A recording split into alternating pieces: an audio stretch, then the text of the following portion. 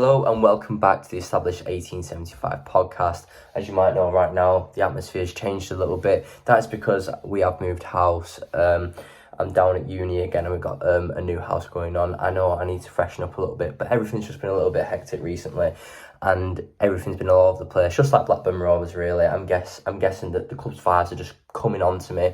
But today, we'll have Louis Bent, who will be on a little bit later from the Baggies podcast. So thank you to him already for coming on and giving his view from the West Brom side of things. But of course, it's Blackburn versus West Brom at Ewood tomorrow. As you all know, let's go. The season's finally starting and I'm looking forward to it, I think it'll be a very good opening game. I think that West Brom are in a bit of a position themselves where they can't really speak when it comes to signings and stuff like that. Obviously, Madge came through the door, but he won't be fit straight away. They signed that lad from Brighton who looks like he's travelling with the squad, but nothing too impactful. And for us, obviously, our most impactful signing in Sigurdsson's not going to be there. Niall Ennis looks like he probably won't start the game, so we're probably going to be starting with Harry Leonard up front.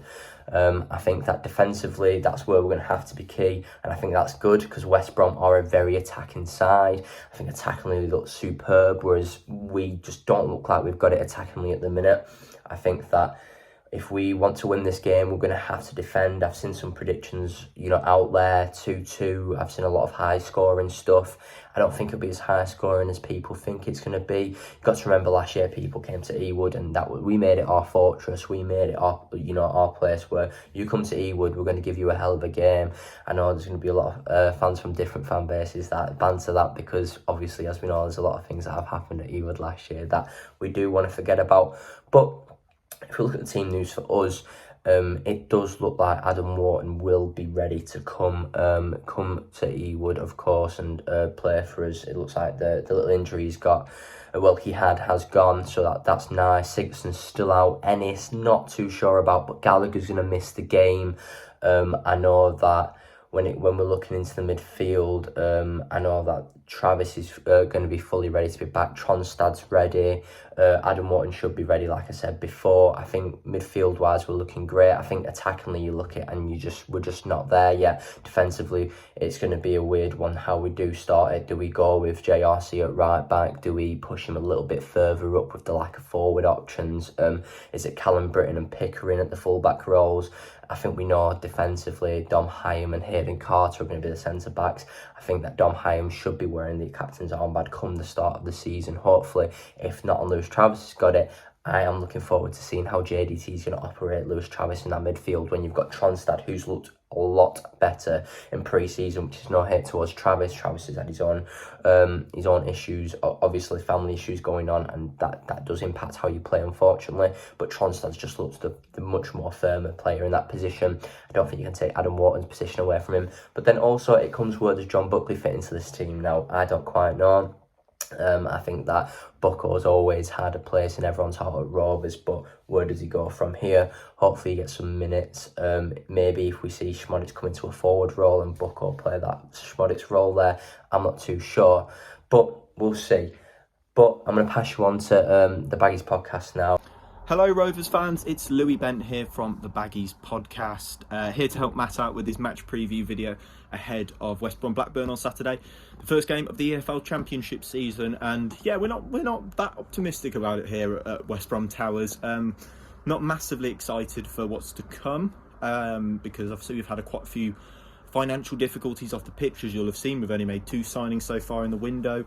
And don't look to be getting any closer with any other ones as it stands, ahead of obviously the deadline to sign new players to be eligible for Saturday's game is Friday at 12 p.m. So as it stands, nobody else coming in, but 2 signings. Jeremy Sarmiento on loan, who could be someone who provides a bit of an impact. He's obviously had an injury hit season with Brighton and Hove Albion, but seemed to show a bit of promise during his time there. Got a couple of assists in about 10 appearances for them last season, so he looks decent, and he looks like someone who can provide a bit of flair, which I think we maybe lacked a little bit last season.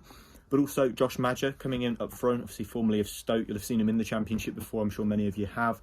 Didn't provide too many goals for Stoke City, but also showed a bit of promise with Fulham, and definitely showed lots of promise with Bordeaux in the second division in France last season with 16 goals. It looks to provide a bit of a different option up front for Albion. So those are a couple of signings that we brought in. obviously with Albion, we've kind of struggled to keep hold of some of our better players. Obviously, Dara O'Shea, somebody who's departed for your arch rivals Burnley for about £7 million. That was needed really to balance the books, because, as I say, we're struggling a little bit financially. Our owners are looking to sell, so it's quite difficult to kind of keep a steady hand at the club at the moment. And obviously Carlos Corberán, who everyone at Albion really rates very highly, and I'm sure the rest of the Championship, a lot of Blackburn fans will rate Carlos Corberán, but he's trying to sort of steady this ship and try and keep Albion afloat and try and keep them in the race for any form of playoff mix this season. And I think if he does get us in the playoffs, it would be a little bit of a miracle, but also down to a lot of his brilliant coaching ability, which, you know, we've all found over the past season has been fantastic. But yeah, I think with a couple more additions, Albion could be in that top half and scrounging around for a playoff place. But yeah, it's going to be an interesting season, one we're not too looking forward to. But as for Saturday, Adam Reach is out injured for Albion, so we might not see him. Jason Mulumby is a doubt. This is in terms of team news, by the way. Daryl DK definitely out. He's out for another couple of months, so those three players definitely won't be featuring. But as for what I expect Carlos Corberán to go with, I genuinely don't know. The centre-back pairing is the interesting one. We've got Semi Ajayi, Cedric Kipre, Kyle Bartley, Caleb Taylor and Eric Peters. So 5 options there that could play there. He's been playing Kipre and Ajayi in centre-back during the last couple of pre-season friendlies. So possibly a bit of a clue there, but not personally what I'd be going for. There's no left-footer in that pairing either for a team that wants to play out from the back. But other than that, I think the team is fairly straightforward. I think we'll probably go for Alex Palmer in goal, who obviously nearly left for Luton, but it looks like yourselves, goalkeeper Thomas Kaminski, might be doing that instead.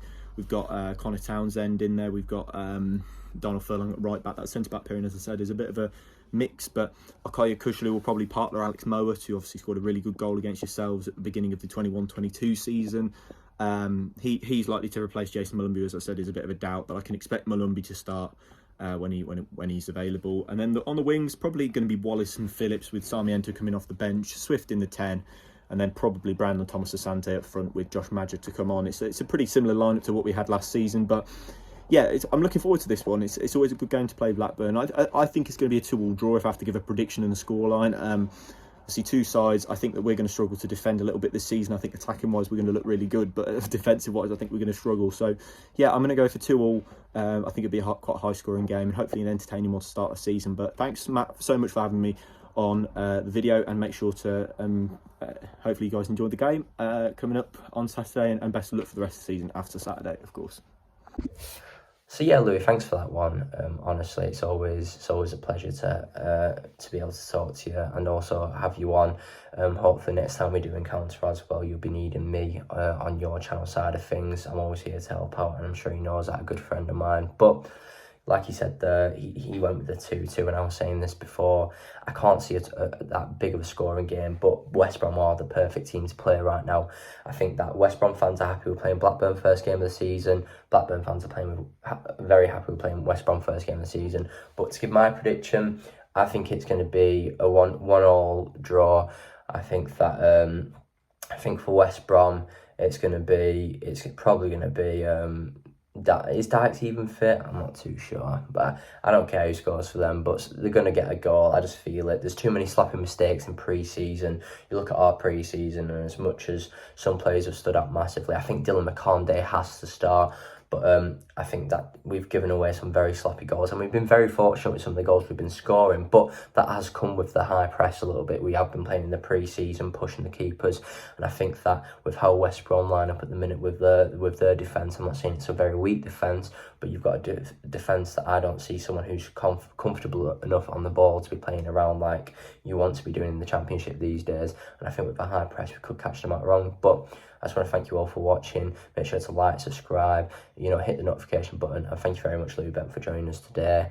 And yeah, let's bring on tomorrow. It's first game of the season, and I'm looking forward to it. And hopefully I can jazz this whole room up, get it all Blackburn Rovers going, and we'll have a proper setup for the season ahead.